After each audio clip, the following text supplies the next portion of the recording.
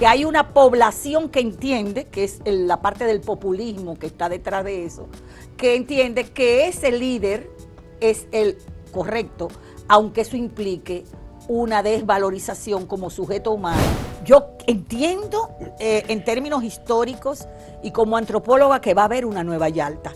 Si va a haber una nueva Yalta, ellos van a tener, para no irse a una guerra, definir mercados y espacios. Una de las alternativas que Estados Unidos ha tenido cuando no ha podido controlar algunos mercados es provocar cierto conflicto dentro de las políticas de los gobiernos, quiénes son y de la injerencia, y hace un proceso de ocupación.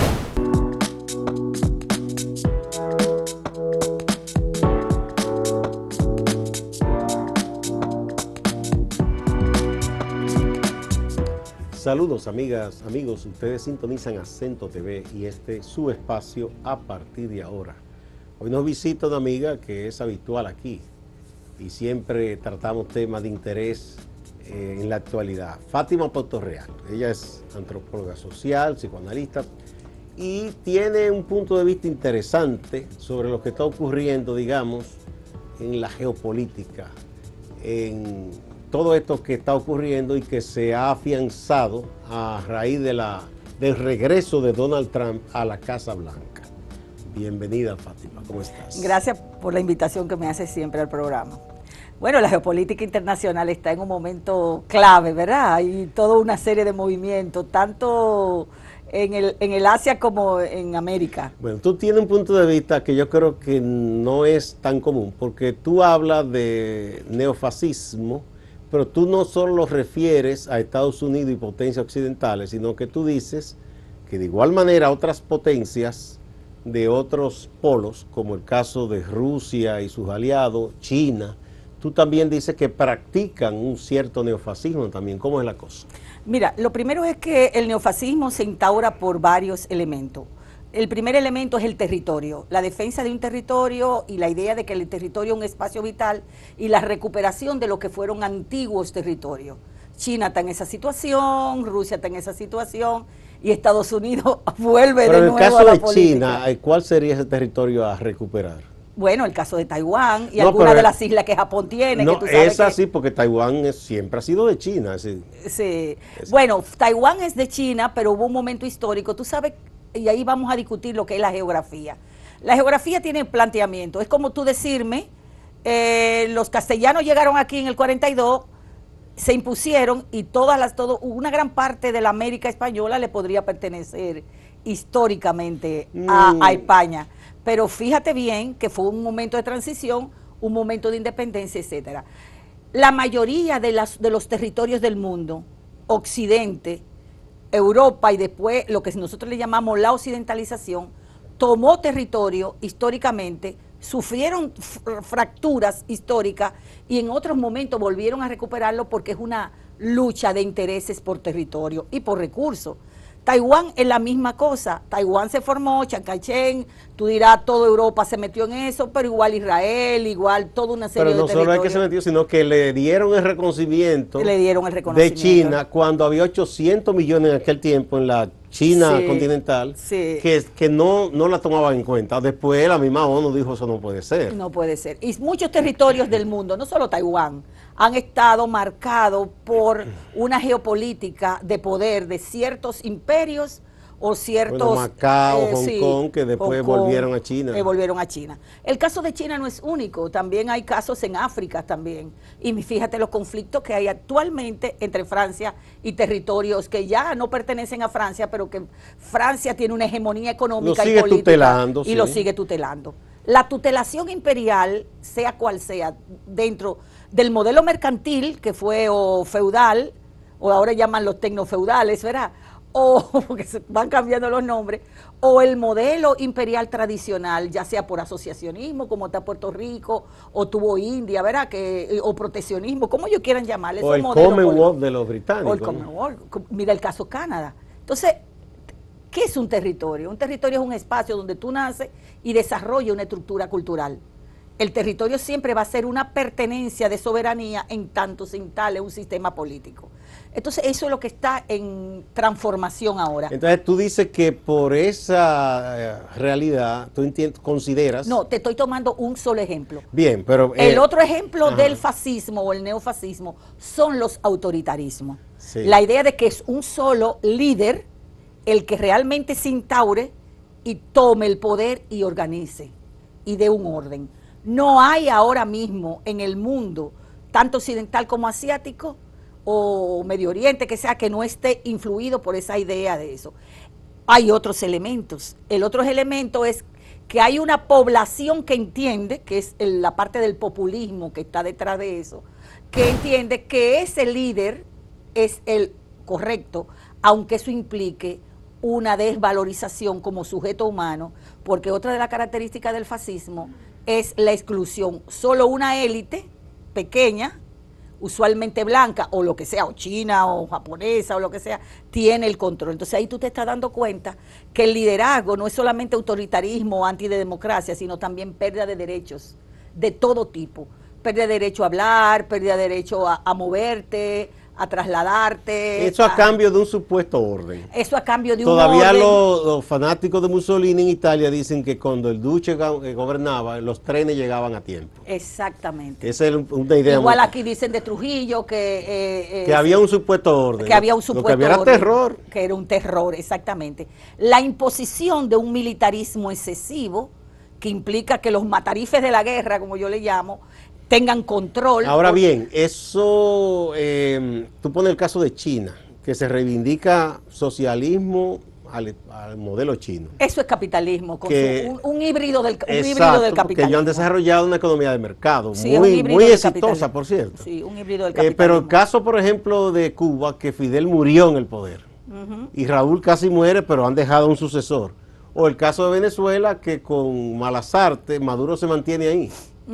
¿Verdad? Porque nadie le cree que ganó esas elecciones. Bueno, claro. lo más ingenuo quizás. Es igual, la idea fundamental es esa, autoritarismo, antidemocracia, pérdida de derecho, imposibilidad de tú moverte, se le cae todos los problemas a los migrantes, siempre se le cayó los problemas. Busca un chivo expiatorio. Los alemanes lo hicieron con los chivos, judíos. Pero son judíos, homosexuales, mujeres libertarias, gitanos, todo aquel que fuera en contra de los principios fundamentales. Casi siempre la idea de un partido único o un partido que va a tener poder, los republicanos, el Partido Comunista Chino, el partido de Putin, siempre es así. Una idea también centrada en que debe prolongarse el tiempo para ese orden poder darse. La mayoría de ellos por eso se instauran el poder, no importa que pasen toda la vida. O ahora ya también se está planteando en Estados Unidos la idea de que él pudiera tener una extensión, Trump tuviera una extensión más grande. Todos esos son los elementos del fascismo y otros más que, bueno, tendríamos que... Bueno, pero hay fenómenos extraños por razones coyunturales que se dan en que un pueblo se vuelca y apoya a un autoritario. El caso de Bukele en El Salvador. Exactamente. Mucha gente lo aplaude, aunque ese hombre está cometiendo tremendos abusos y mantiene un estado de excepción. Exactamente. Todo eso supuestamente ocurre cuando hay una gran crisis. Y te voy a la historia de Hitler para ponerte, y Mussolini. Todas las peticiones, y no me canso de decírselo a mis estudiantes, todas las peticiones que la clase obrera alemana hizo después de la gran crisis económica del 29, se la cumplió. ¿En base a qué? En base a construcción de carreteras, ¿verdad? En base a el desarrollo armamentístico y la industria del acero, en base a la Volkswagen que está en crisis ahora, que los chinos pueden comprarla, producto de todo eso. De los 10 peticiones clásicas... Precisamente fue un carro incluso utilitario, barato. Volkswagen significa en alemán carro del pueblo. Carro del pueblo. La cumplió 8 de los 10. Entonces, la población muchas veces acunada a los vaivenes y crisis del capitalismo y a los vaivenes y crisis del imperio, recurre a una posición no democrática y a un sometimiento. Además de que los medios de comunicación son excelentes vehículos para construir ideologías que lleven a las personas menos educadas y que tienen interés económico a resolver. Y aunque ahora mismo en los medios tradicionales no pesan tanto como todas estas plataformas. No, son las plataformas. Eso se estudió ahora con lo de Trump. Es decir, todos esos medios nuevos, por ejemplo, Twitter, hay millones de gente saliendo después que la adquirió Musk, porque ese es el territorio de los extremistas de derecha. Exactamente. Y él le deja libertad de que difamen, hagan de todo. Bien, vamos a una primera pausa y retornamos hablando con Fátima Puertorreal de este tema de tanta actualidad y que tanto interés tiene para la gente.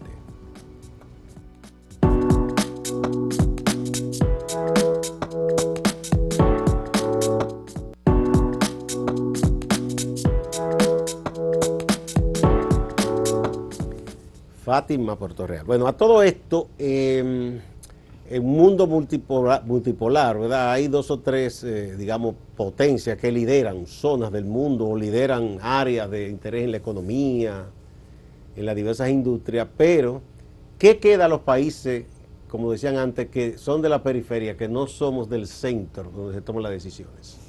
Estamos expuestos al capricho de las potencias. Fíjate, geopolíticamente hablando, ya se tiene claro que la transición ha sido muy dolorosa para Occidente, que es un poder tripartito. Y la expresión concreta fue lo que pasó ayer con el DeepSeek, que apareció destruyendo el chat y de inteligencia artificial de este lado del mundo. 600.000 millones de dólares perdió Nvidia. Entonces el mundo está vinculado con Rusia, con China y Estados Unidos.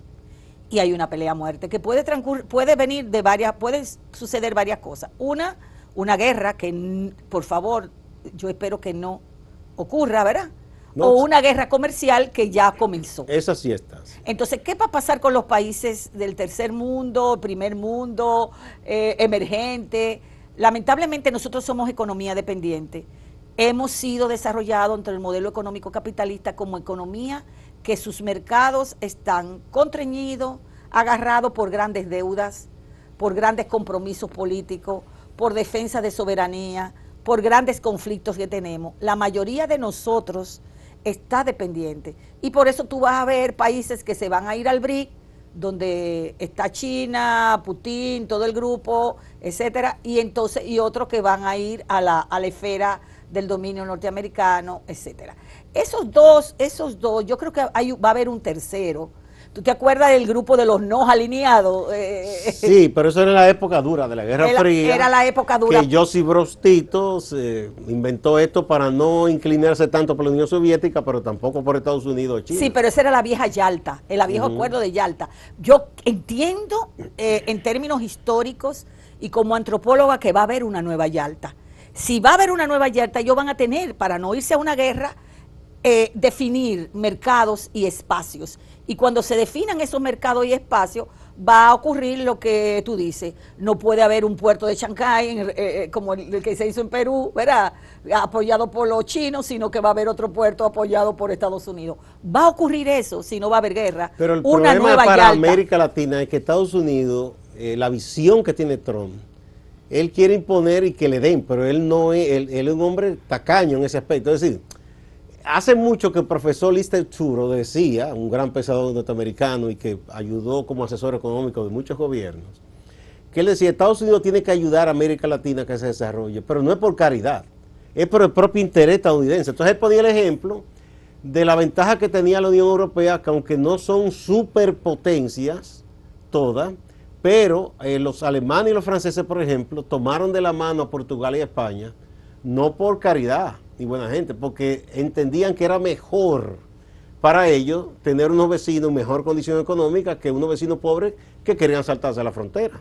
Claro, yo creo que el proceso va a ser híbrido, Algunos países que son más fuertes van a lograr media independencia, pero Estados Unidos quiere aplicar, porque Estados Unidos está siguiendo el modelo soberanista. Olvídate de izquierda y derecha, ya eso no existe en el mundo.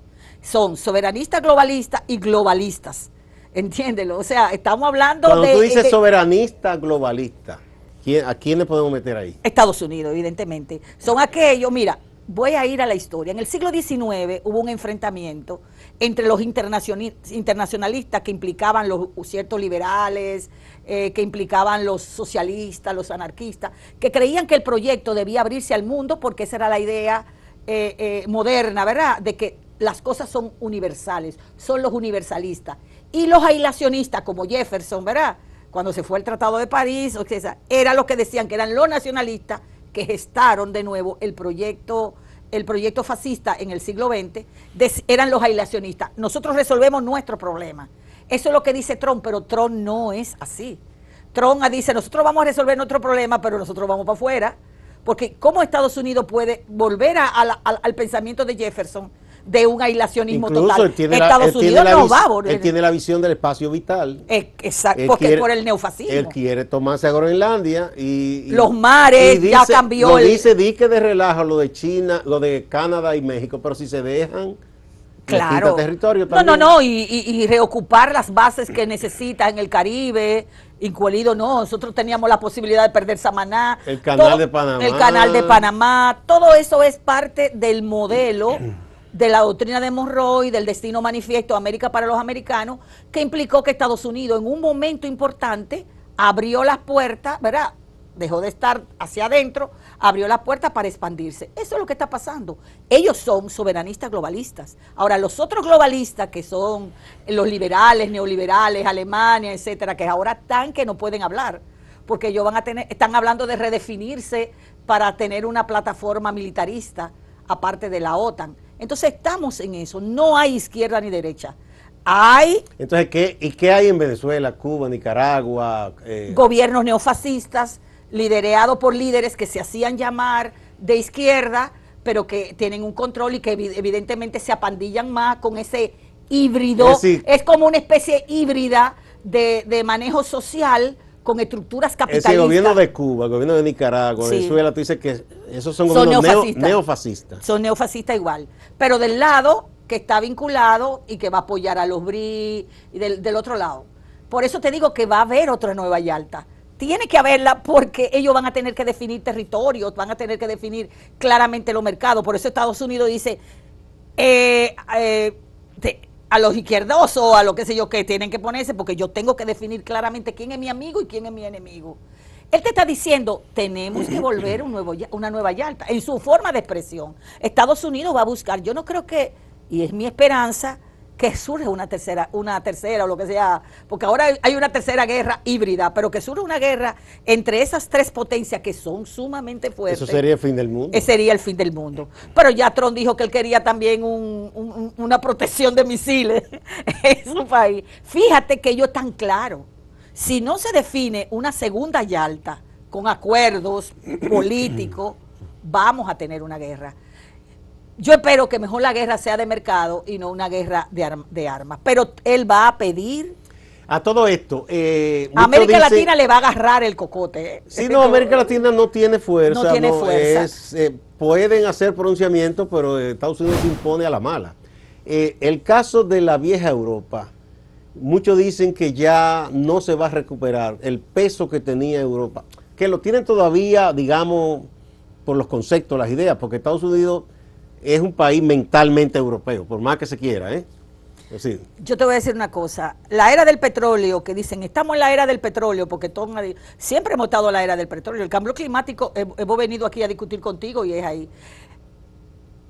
El pacto de los neoliberales fue no pactar con China, ni pactar con Putin, sino pactar con Estados Unidos. Pero Estados Unidos ahora mismo no puede ir a echarle la mano a Europa. Europa está en un grave problema. La crisis alemana es una muestra de los graves problemas que tiene Europa, porque es una de la economía más dura. Y hablarte de los británicos ni se diga, esa gente está en el hoyo. Lo que pasa es que no hablan. La realidad es que Europa va a tener que reorganizarse militarmente y económicamente, o pacta con China o pacta con Estados Unidos. Y con la misma Rusia, porque y con Rusia. Eso de cortar la compra de ese combustible barato que le vendía a Rusia, eso lo ha hundido. Que fue la política de Merkel. Ella entendió muy bien que tenía que pactar con Putin. No, porque ella siempre tuvo claro, ella y otros, de que tenían que hacer a Rusia parte de ellos, pero mucha gente extrema dijo que no y eso fue un error. Claro, pero la guerra es por recursos y es petróleo. Es petróleo. Eso tiene su significado, porque habían ciertos proyectos que los neoliberales tenían de permisividad para ir encaminando una economía más hacia lo verde. Pero yo me estaba preguntando si el concepto de neoliberal, como se le decía a la gente de la escuela austríaca de la economía, que todo es mercado, eso también hay que revisarlo, porque es que son cosas muy híbridas ahora. Sí, son híbridas, no, ahora Sí, hay o sea, nadie sí. ahora es que dice, no, solo mercado, no, hay una mezcla, el Estado interviene, te viene el otro, o sea, el Estado lo de siempre neoliberal, va a intervenir, lo de neoliberal yo creo que ya, no, bueno, llámales los libertarios. libertaristas, dice sí, una amiga mía la traducción, porque libertarios son los anarquistas. Sí, no, los libertarios ellos somos los anarquistas. Ellos se robaron ese término, claro. Los libertaristas fanáticos que como Milei, por ejemplo. Exacto, que hay que también revisar todo eso, qué es libertad o no libertad. Vamos a otra pausa y volvemos.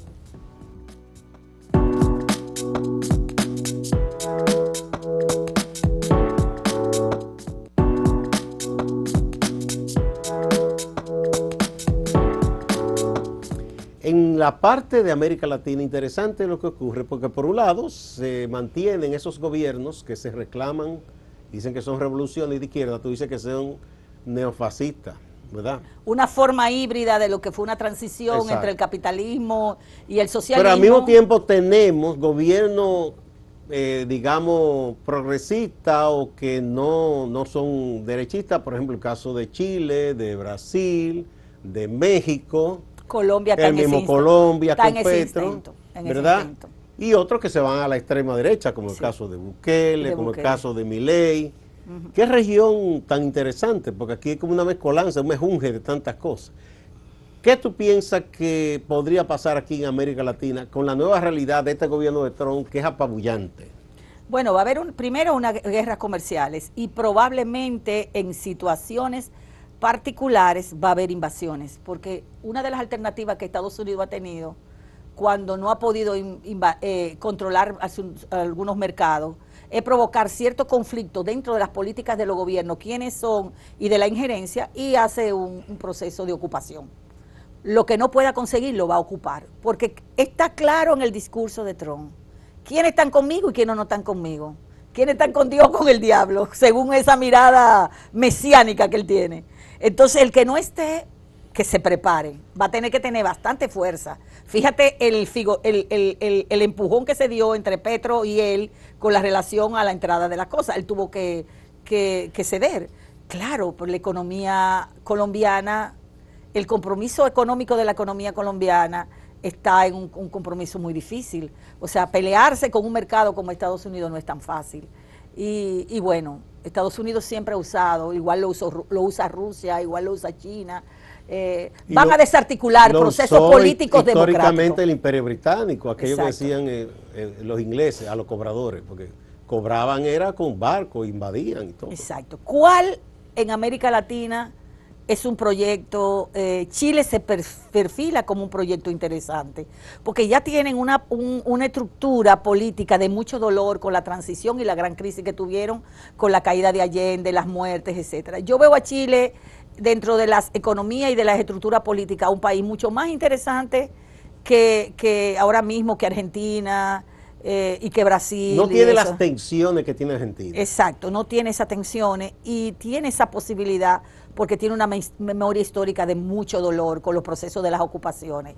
Y podría ser, y es como un punto importante que yo estoy mirando, que Chile pudiera ser una bandera distinta en todo este proceso.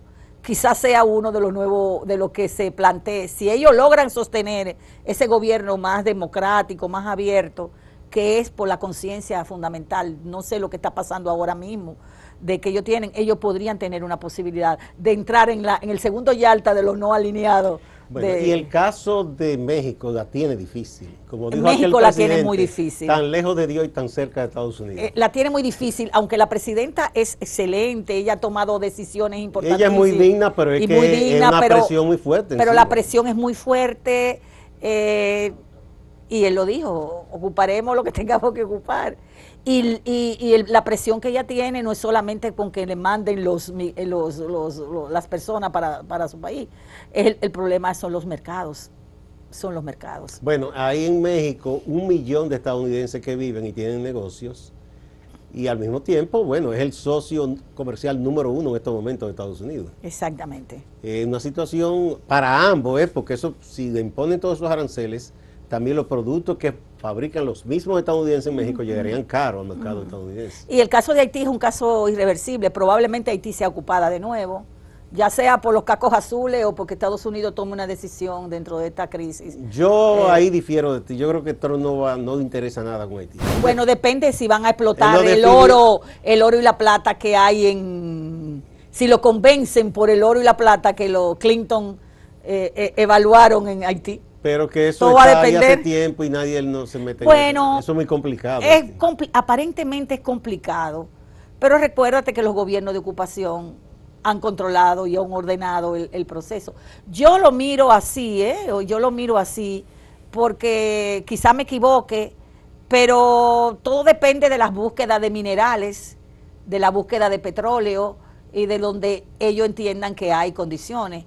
Hay petróleo en República Dominicana, en toda la costa ya se ha hecho la investigación, que hay petróleo, probablemente nosotros tengamos nuestra refinería Lo que pasa es que es un petróleo que en la cantidad y la calidad que tiene todavía, lo que se ha dicho es que no es rentable una inversión fuerte para explotarlo. Pero el que está en tierra, pero el que está en mar no.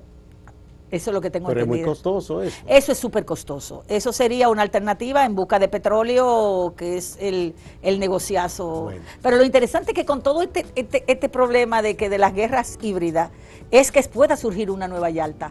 Y que veamos... Un nuevo acuerdo de verdad de los líderes mundiales que se pongan y se sienten. Bueno, exacto. Pero ¿cuáles serán hoy día esos Churchill, Stalin o Roosevelt? No es tan fácil conseguirlo. Bueno, muchas gracias, Fátima, interesante.